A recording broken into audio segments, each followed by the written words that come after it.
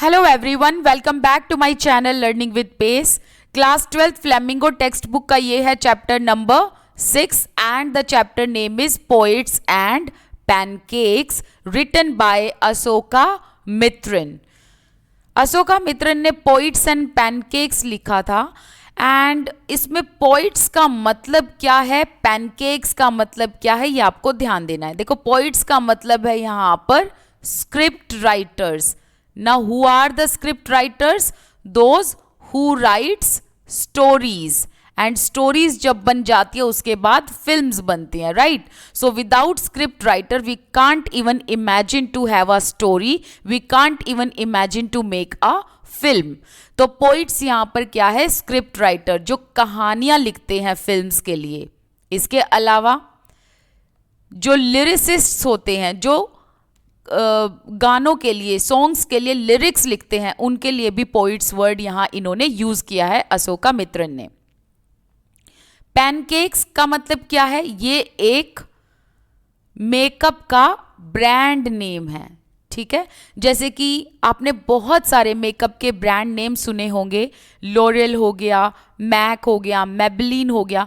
सो इसी तरीके से 1940s के टाइम पर, मतलब लगा लो पुराने जमाने का जो टाइम पीरियड था, उसमें पैनकेक्स नाम का एक ब्रांड था और इसी ब्रांड का मेकअप बहुत बिकता था, ठीक है. तो पोइट्स एंड पैनकेक्स समझ में आ गया. पोइट्स का मतलब स्क्रिप्ट राइटर्स, लिरिसिस्ट्स एंड पैनकेक्स एक मेकअप का ब्रांड नेम है.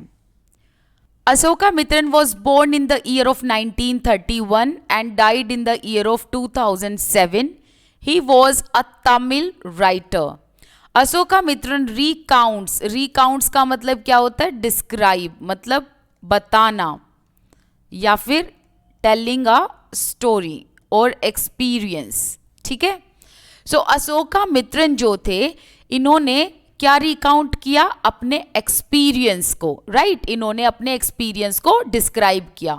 सो he recounts his years at Gemini Studio in his book my years with boss.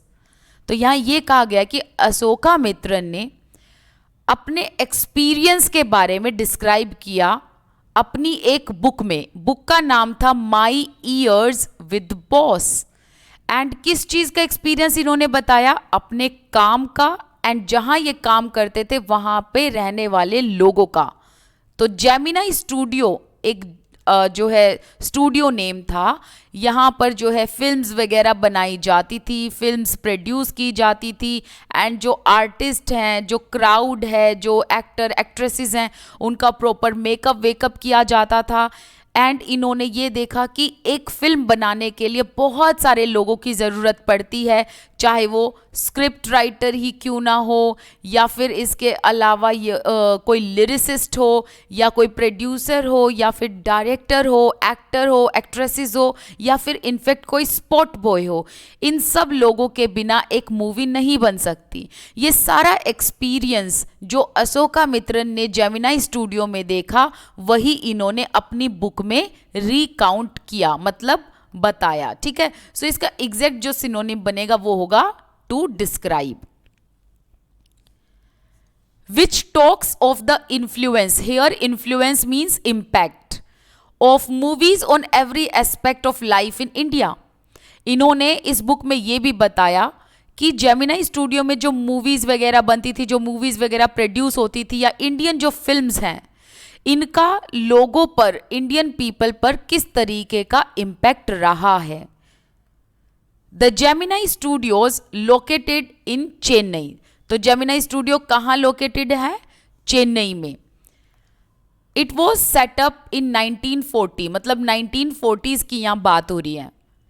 It was one of the most influential film producing organizations of India in early days of Indian film making. Indian film making में जितने भी organization थे ना 1940 के time पर, उन सभी organization में जेमिनाई स्टूडियो सबसे influential film producing organization था. Its founder was S.S. Vasan. S.S. Vasan इनके क्या थे? बॉस थे, इनके फाउंडर थे. The duty of Asoka Mitran in Gemini Studios was to cut out newspaper clippings on wide variety of subjects and store them in files. देखो यहाँ ये बताया, जो ये ऑथर है ना अशोका मित्रन, इनका जेमिनाई स्टूडियो में क्या काम था, ठीक है। तो इनका काम यहाँ बताया गया, इनका काम क्या था, to cut out news paper clippings.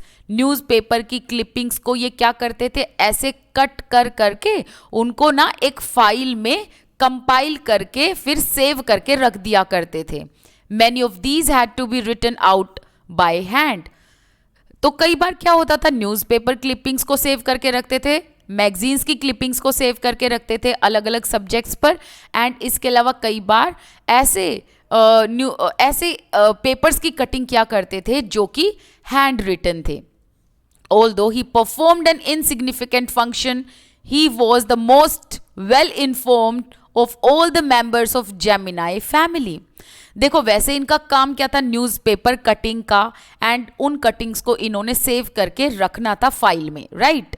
अब सुनने में तो ऐसा लग रहा है कि इनका काम क्या था, इनसिग्निफिकेंट, मतलब ज़्यादा इंपॉर्टेंट नहीं था।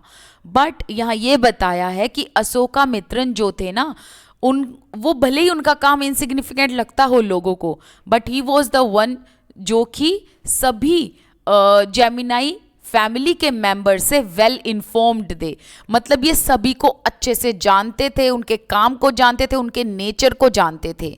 The following is an excerpt from his book my years with boss. तो ये जो चैप्टर है ना, पोइट्स एंड पैनकेक्स, ये एक एक्सर्प्ट है, मतलब एक छोटा सा स्मॉल सा पीस है, एक छोटा सा टुकड़ा है, एक छोटा सा पार्ट है। तो small part, small piece is called an excerpt, right. So poets and pancakes एक स्मॉल पार्ट है कौन सी बुक का, my years with boss, okay. Pancake was the brand name of the makeup material that Gemini Studios bought in truckloads. देखो जैसे कि हमने ऊपर बात की, पैनकेक्स क्या है, ये एक ब्रांड नेम है किसका, मेकअप मटेरियल का। अलग अलग मेकअप की चीज़ें इस ब्रांड में मिलती थी, राइट। एंड इस ब्रांड को इतना यूज़ किया जाता था जेमिनाई स्टूडियो में कि उसको भर भर के ट्रक लोड्स में लाया जाता था। मतलब जो जेमिनाई स्टूडियो में जो एक्टर एक्ट्रेसेस होते थे ना, उनका जब मेकअप किया जाता था तो कौन से ब्रांड का मेकअप किया जाता था, पैनकेक का। एंड इतना सारा मेकअप यूज़ किया जाता था एक्सेसिव अमाउंट में, और इस ब्रांड की इतनी ज़्यादा डिमांड थी जेमिनाई स्टूडियो में कि इस ब्रांड को ट्रक्स में भर भर कर लाया जाता था। Greta Garbo must have used it, Miss Gohar must have used it, Vyjayanthimala must have used it, but Rati Agnihotri may not have even heard of it. तो यहाँ ये बताया है कि किन किन एक्ट्रेसेस ने इस ब्रांड को यूज़ किया है, पैनकेक को यूज़ किया है, और ये पैनकेक ब्रांड कितना फेमस था मेकअप में, वो यहाँ बात बताई है। देखो यहाँ ये बताया कि ग्रेटा गार्बो ये कौन थी, ये एक स्वीडिश एक्ट्रेस थी, ठीक है। एंड इनको 1954 में ऑस्कर अवार्ड भी मिला। किस लिए मिला, बिकॉज इनकी जो एक्टिंग थी ऑन स्क्रीन वो अनफॉरगेटेबल थी, ऐसी कि जो कभी भूली ना जा सके। इसके अलावा इनका ना Guinness book of world records में नाम है। क्यों, क्योंकि ये बहुत ही सुंदर महिला रही हैं अपने टाइम की। And she has been also voted for best silent actress of the country. So Greta Garbo जो कि एक बहुत फेमस स्वीडिश एक्ट्रेस थी, उन्होंने भी पैनकेक ब्रांड को यूज़ किया है। फिर आगे बताया है कि not only Swedish, in fact Indian actress जो थी ना मिस गोहर, उन्होंने भी पैनकेक ब्रांड को यूज़ किया है। फिर यहाँ बताया है जो वैजंती माला है, उन्होंने भी पैनकेक ब्रांड को यूज़ किया है। वैजंती माला भी एक इंडियन एक्ट्रेस है, एंड इन्होंने देवदास में बहुत अच्छी एक्टिंग की। देवदास फिल्म के डायरेक्टर कौन है, बिमल रॉय। अब यहाँ ये बताया है कि वैजंती माला इतनी अमेजिंग, इतनी फैंटेस्टिक एक्ट्रेस थी कि इनको देवदास में एक्टिंग करने का बेस्ट अवार्ड भी मिला है, बेस्ट एक्ट्रेस अवार्ड, और बाद में ये एक्टिव पॉलिटिशियन बन गई। अब यहाँ ये बताया कि देखो इतने फेमस लोग जो रहे हैं उस टाइम के 1940s के टाइम के, उन्होंने पैनकेक ब्रांड को यूज़ किया है, बट पैनकेक ब्रांड धीरे धीरे इट जस्ट गॉट वेनिश्ड, धीरे धीरे ये खत्म होता गया, राइट। तो यहाँ इसलिए लिखा है Rati Agnihotri may not have even heard of it. तो यहाँ ये बता रहे हैं कि रति अग्निहोत्री बहुत बाद में आई, तब तक पैनकेक ब्रांड जो है ये खत्म हो चुका था, वेनिश्ड हो चुका था, कोई भी इसको यूज नहीं करता था, राइट। सो रति अग्निहोत्री जो है उन्होंने तो पैनकेक का नाम सुना भी नहीं होगा, क्योंकि उनके टाइम पीरियड में तो ये ब्रांड बिल्कुल बंद हो चुका था। The makeup department of the Gemini studios was in upstairs of a building that was believed to have been Robert Clive's stables. Robert Clive एक गवर्नर जनरल थे, है ना, ब्रिटेन के थे ना ये। और आपको पता है कि ईस्ट इंडिया कंपनी जब यहाँ आई तो किस तरीके से जो ब्रिटिशर्स थे उन्होंने जैसे जैसे एरियाज़ को कॉन्फिस्केट करना शुरू किया, कॉलोनाइज करना शुरू किया, वैसे वैसे ब्रिटिशर्स को यहाँ पर गवर्नर जनरल बना दिया गया था। उनमें से एक थे रॉबर्ट क्लाइव। तो यहाँ ये बताया है कि रॉबर्ट क्लाइव का जो स्टेबल था, stable is a place where horses are kept. Stable का मतलब क्या है, एक ऐसी जगह जहाँ पर घोड़ों को रखा जाता है, जहाँ हॉर्सेस को रखा जाता है।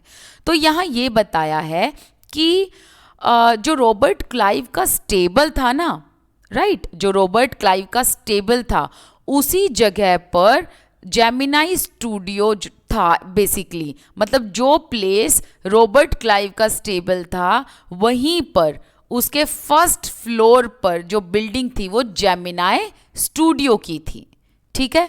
तो यहाँ ये चीज़ में कंफ्यूज नहीं होना है कि आपने कि रॉबर्ट क्लाइव का नीचे स्टेबल था ऊपर जेमिनी स्टूडियो था, नहीं, रॉबर्ट क्लाइव का वो कभी स्टेबल रहा करता था, ठीक है। फिर बाद में क्या हुआ कि उस पर जो है जेमिनी स्टूडियोज बना दिया गया। A dozen other buildings in the city are said to have been his residence। मतलब जो रॉबर्ट क्लाइव थे ना, इनके एक ही शहर में बहुत सारे रेजिडेंस थे। For his brief life and even briefer stay in Madras, Robert Clive seems to have done a lot of moving। Robert Clive का जो लाइफ स्पैन था, मतलब इनकी जो ज़िंदगी थी वो काफ़ी छोटी थी, और इतने से छोटे टाइम में ये मद्रास में रहे, बहुत सारी जगह इन्होंने चेंज की, मद्रास में भी इन्होंने बहुत सारी जगह चेंज की। तो इससे ये पता चलता है कि जो रॉबर्ट क्लाइव थे he moved frequently besides fighting some impossible battles in remote corners of India। इन्होंने इंडिया के रिमोट कॉर्नर्स में जो लोग रहते थे या जो राजा महाराजा रहा करते थे या जो भी लोग इनके अगेंस्ट थे उनके साथ इन्होंने बैटल्स लड़ी थी। Marrying a maiden in Saint Mary's church in Fort Saint George in Madras. देखो मद्रास जो है इसका मॉडर्न डे इसको हम जानते हैं चेन्नई के नाम से, तो आपने कंफ्यूज नहीं होना बिल्कुल भी, ठीक है। अब देखो यहाँ ये बताया है कि जो ये थे ना रॉबर्ट क्लाइव, इन्होंने एक मेडन से शादी की, एक मतलब यंग लेडी से शादी की। कहाँ की थी? एक चर्च में। चर्च का नाम क्या है? Saint Mary's church. ये चर्च कहाँ पर है? ये चर्च है फोर्ट सेंट जॉर्ज में, राइट। एंड ये कहाँ पड़ता है? ये प्लेस कहाँ पड़ता है? फोर्ट सेंट जॉर्ज, ये पड़ता है मद्रास में, राइट। तो मद्रास में एक जगह है फोर्ट सेंट जॉर्ज, वहाँ पर एक चर्च बनाया हुआ है सेंट मैरीज चर्च। वहीं पर रॉबर्ट क्लाइव ने एक मेडन से, एक यंग लेडी से शादी की थी। The makeup room had the look of hair cutting salon with lights at all angles around half a dozen large mirrors। तो जेमिनी स्टूडियो में जो मेकअप रूम था, मेकअप रूम में मतलब क्या होता था कि जो फिल्म के एक्टर एक्ट्रेसेस हैं उन पर मेकअप लगाया जाता था। सो जेमिनाई स्टूडियो में जो मेकअप रूम था उसमें बहुत बड़े बड़े लार्ज मिरर्स थे। और कितने मिरर्स थे? हाफ आ डजन कितना हुआ? मतलब 6। तो 6 लार्ज मिरर्स थे। इसके अलावा हर जगह पर लाइट्स थी। एट ऑल एंगल्स का मतलब है हर जगह पर लाइट्स थी। सो बहुत सारी लाइट्स, बहुत सारे मिरर्स होने की वजह से मेकअप रूम एक हेयर कटिंग सैलून की तरह लगा करता था। अब इसके अलावा हमें यहाँ पर एक चीज़ और समझ आ रही है कि उस टाइम पर इलेक्ट्रिकल लाइट्स नहीं होती थी। No electrical lights. इनफैक्ट जो लाइट्स प्रोड्यूस होती थी वो ऑयल लैंप से होती थी। So they were all incandescent lights. Incandescent का मतलब क्या होता है? वेरी ब्राइट, बहुत चमकीली सी जो लाइट होती है उसे इनकैंडेसेंट लाइट्स बोलते हैं। सो मेकअप रूम में जो लाइट्स थी वो बहुत ही ब्राइट थी। अब इतनी ब्राइट लाइट थी बिकॉज ये लाइट ऑयल लैंप से प्रोड्यूस हो रही थी। So you can imagine the fiery misery. Fiery means hot and misery means the problem, basically the difficulty. So misery of those subjected to makeup. सो यहाँ ये बताया है कि वो लोग जो सब्जेक्टेड टू मेकअप, मतलब जिन पर मेकअप लगाया जाता था, अब आप समझ सकते होंगे कि उनको कितना अनकंफर्टेबल लगता होगा जब उनको मेकअप रूम में बैठकर मेकअप लगवाना पड़ता था, क्योंकि हर जगह लाइट्स ही लाइट्स थी और इन लाइट्स की वजह से उनको बहुत ही अनकंफर्टेबल लगता था। क्यों? क्योंकि ऑयल लैंप से जो हीट निकलेगी उससे टेम्परेचर हाई हो जाएगा, जिसकी वजह से आपको वैसे भी अनकंफर्टेबल लगेगा ही। तो ये यहाँ बात बताई है कि जो एक्टर एक्ट्रेसेस हैं उन पर जब मेकअप लगाया जाता था उनको जो है काफ़ी डिफ़िकल्टी होती थी मेकअप लगवाने में।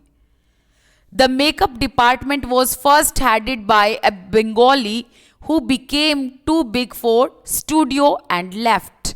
सो मेकअप डिपार्टमेंट को पहले कौन हेड करता था, मतलब कौन चलाता था? एक बंगाली। बट इसने स्टूडियो छोड़ दिया था because he became too big for studio. Too big for studio का मतलब कि काफ़ी स्टूडियो में फेमस हो गया and he left the studio for better opportunity. तो बंगाली ने इसीलिए ये स्टूडियो छोड़ दिया था क्योंकि उसे अब बेटर अपॉर्चुनिटी के लिए जाना था। ही वॉज सक्सीडेड बाय अ महाराष्ट्रियन। सो जब इस बंगाली मेकअप आर्टिस्ट ने जेमिनाई स्टूडियो छोड़ दिया था तो इसकी पोजीशन को किसने सक्सीड किया, मतलब इसकी पोजीशन पर फिर कौन आया?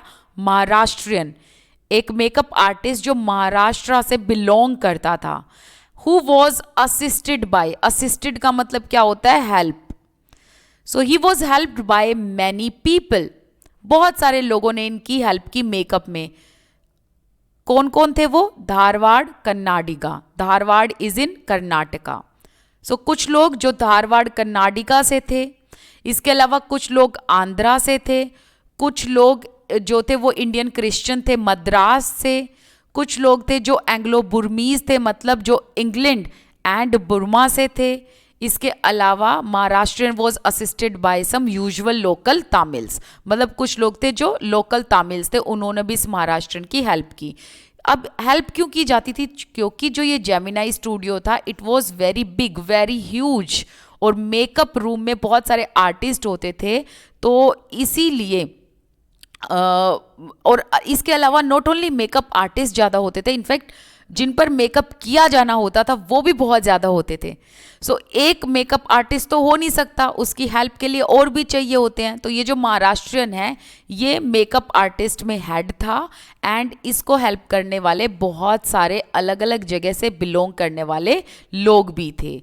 सो this shows that there was a great deal of national integration long before AIR। AIR का मतलब all India radio and Doordarshan began broadcasting programmes on national integration. National integration का मतलब क्या है? एक तरीके से यूनिटी होना, है ना। सो यहाँ ये बताया है कि all India radio and Doordarshan पर जब नेशनल इंटीग्रेशन के बारे में ब्रॉडकास्ट किया जाता था, लोगों को बताया जाता था, उससे बहुत टाइम पहले से ही जेमिनाई में नेशनल इंटीग्रेशन को फॉलो किया जाता था, क्योंकि जो ये मेकअप डिपार्टमेंट है इसमें अलग अलग जगह के जो आर्टिस्ट हैं वो एक साथ मिलकर काम करते थे। तो इससे हमें जेमिनाई स्टूडियो में नेशनल इंटीग्रेशन देखने को मिलती है, एक यूनिटी देखने को मिलती है। सो यहाँ ये बताया है कि ऑल इंडिया रेडियो और दूरदर्शन पर तो तब तक ये प्रोग्राम्स जो थे नेशनल इंटीग्रेशन के ये ब्रॉडकास्ट भी नहीं हुए थे। इससे बहुत टाइम पहले जेमिनाई स्टूडियो में नेशनल इंटीग्रेशन देखा जा सकता था। This gang of nationally integrated makeup man, अब गैंग का मतलब क्या है? Group. National integrated makeup man का मतलब क्या है? ये सारे के सारे मेकअप आर्टिस्ट, चाहे वो महाराष्ट्रियन हो या फिर वो कोई आंध्रा से हो, तो कोई मद्रास से था, तो कोई धारवाड़ से था, तो कोई एंग्लो बुर्मीज था। सो ये जो ग्रुप था ना मेकअप आर्टिस्ट का, they turn any decent looking person into hideous crimson hued monster with the help of truckloads of pancakes and a number of other locally made potions and lotions। देखो, hideous का मतलब क्या होता है? hideous का मतलब होता है very ugly, एकदम भद्दा। crimson का मतलब क्या होता है? red। crimson hued का मतलब क्या होता है? deeper red in color। Monster के बारे में तो आपको पता ही है। तो यहाँ ये बताया गया है कि जो ये मेकअप आर्टिस्ट की गैंग थी ना पूरी की पूरी, जो नेशनल इंटीग्रेटेड तरीके से मतलब एक साथ मिलके काम किया करते थे, ये किसी भी डिसेंट लुकिंग पर्सन को मॉन्स्टर बना देते थे। ऐसा मॉन्स्टर जो बिल्कुल रेड कलर का एंड हीडियस दिखता था, बहुत ही अगली दिखता था। तो यहाँ पर ना हमें एक सैट्रिकल कमेंट देखने को मिलता है अशोका मित्रन की तरफ से कि किस तरीके से ये मेकअप आर्टिस्ट जो थे ना, ये बहुत ही सही दिखने वाले इंसान को भी मॉन्स्टर बना देते थे, एक अगली मॉन्स्टर। और कैसे बना देते थे? क्योंकि ये उस पर बहुत सारा पैनकेक लगा दिया करते थे, मतलब बहुत सारा मेकअप। कौन सी ब्रांड का?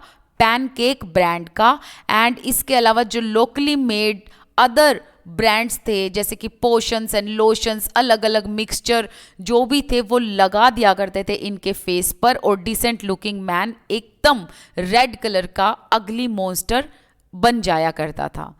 So those were the days of mainly indoor shooting, only 5% of the film was shot outdoors. तो यहाँ ये बताया गया है कि उस टाइम पर 1940s के टाइम पीरियड में ओनली 5% जो शूटिंग होती थी वो आउटसाइड होती थी, जबकि रेस्ट जो है वो इंडोर शूटिंग हुआ करती थी। I suppose the sets and the studio lights needed the girls and boys to made to look ugly in order to look presentable in the movie. So since हमने जो ये बात की कि भाई 5% फिल्म्स जो थी वो ओपन एरिया में शूट की जाती थी, अदरवाइज 95 जो है वो जेमिनाई स्टूडियो के अंदर ही शूट की जाती थी। तो आगे अशोका मित्रन ये बताते हैं कि जो ये स्टूडियो लाइट्स है ना, इसमें किसी भी एक्टर या एक्ट्रेसेस, मतलब कोई भी गर्ल्स या बॉयज़ जो फिल्म में काम कर रहे हैं, उनको अगली इसलिए बनाया जाता था ताकि वो मूवी में प्रेजेंटेबल दिखें, so that they can look good in movies. Presentable का मतलब है गुड, राइट? तो मूवी में अच्छे दिखने के लिए उनको रियल लाइफ में बहुत अगली बनाया जाता था। इसका मतलब क्या है कि इन पर बहुत ही ज़्यादा मेकअप किया जाता था, इतना मेकअप कि ये रियलिटी में बहुत अगली लगते थे बट मूवी में काफ़ी प्रेजेंटेबल लगते थे।